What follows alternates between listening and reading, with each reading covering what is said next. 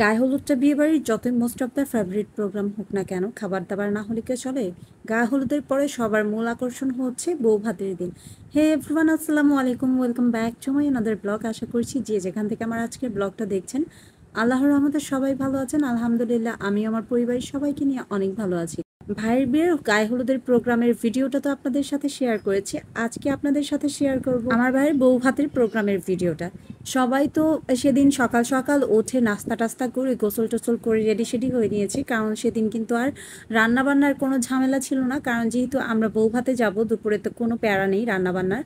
তো রেডি সেডি হয়ে আমরা সবাই ছুটছি কনভেনশন সেন্টারের দিকে, যেহেতু বিয়েবাড়ির আয়োজন আর এই টাইমটাতে কিন্তু কোনো অটো পাওয়া যায় না, সে কারণে আমরা সবাই পায়ে হেঁটেই যাচ্ছি। পায়ে হেঁটে যেতে আমাদের বাসা থেকে সেন্টার অবধি 5 থেকে 6 মিনিট লাগবে এরকম।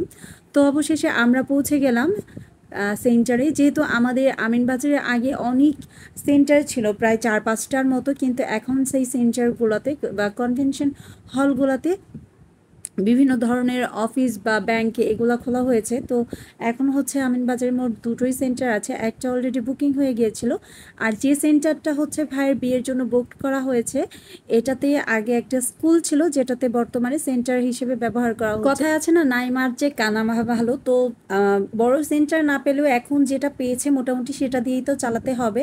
তো প্রথমবার এসে আমরা হচ্ছে বেঞ্চ খালি পেয়ে গেছি, আর প্রথম বেঁচে খাইতে বসার মজাটাই হচ্ছে আলাদা।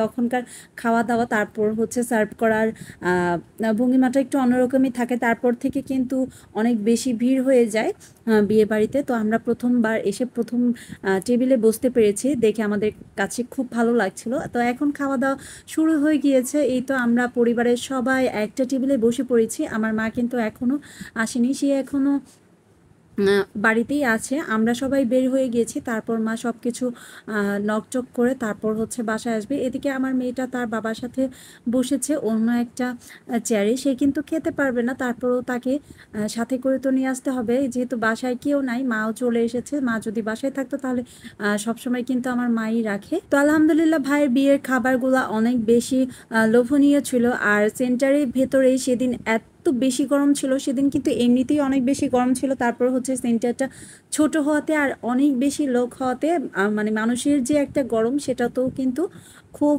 মানে বাজে একটা অস্বস্তি হচ্ছিল। তো আমরা সবাই খাওয়া দাওয়া করার পরে বাহিরে চলে এসেছি। বাইরের আবহাওয়াটা আর বাহিরের যে জায়গাটা একটু ঠান্ডা ছিল, কারণ চারদিক থেকে একটু ঝিরিঝিরি বাতাস বয়ে আসছিল, ঠান্ডা বাতাস। তো সেই কারণে আমরা সবাই খাওয়া দাওয়ার পর বাহিরে অপেক্ষা করেছি নতুন বউ দেখার জন্য। খাওয়া দাওয়ার পর সবার একটা মূল আকর্ষণ থাকে, কখন নতুন বউ আসবে আর কখন সবাই নতুন বউয়ের সাথে ছবি তুলবে বা নতুন বউকে দেখবে। তো আমরাও নতুন বউকে দেখার জন্য অপেক্ষা করেছিলাম। বউ যেহেতু এখনও পার্লারে আছে, সেখান থেকে এখনও আসে নাই, সেই কারণে আমরা ওয়েট করছিলাম যে বউটাও দেখে তারপরেই যাব।